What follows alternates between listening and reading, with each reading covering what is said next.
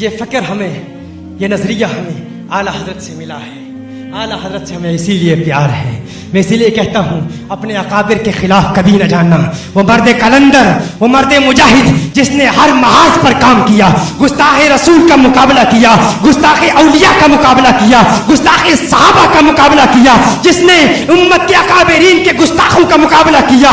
ارے وہ جو فضل حق خیر آبادی کے منہج کا ماننے والا، علامہ کفایت علی کافی جیسے شہید جنگ آزادی کا ماننے والا، دو قومی نظریہ امت کو اعلیٰ حضرت نے اس وقت دیا جب علامہ اقبال نے پاکستان کو خواب میں بھی نہیں دیکھا تھا۔ یہ پاکستان امام احمد رضا کی دعاؤں کا نتیجہ ہے، امام احمد رضا کی تمناؤں اور التجاؤں کا ثمرہ ہے۔ امام احمد رضا نے ہمیں پاکستان دیا۔ آؤ خراج تحسین پیش کریں اس مرد کلندر کی بارگاہ میں۔ آج لوگ ختم نبوت کے مسئلے کو بچوں کا کھیل سمجھ رہے، حکمران اس پر توجہ ہی کوئی نہیں۔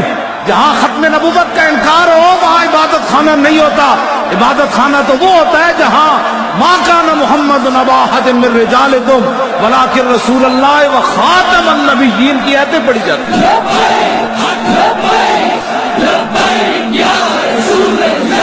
تبدیلی ہے نامنظور، تبدیلی ہے نامنظور، تبدیلی ہے نامنظور، تبدیلی ہے نامنظور۔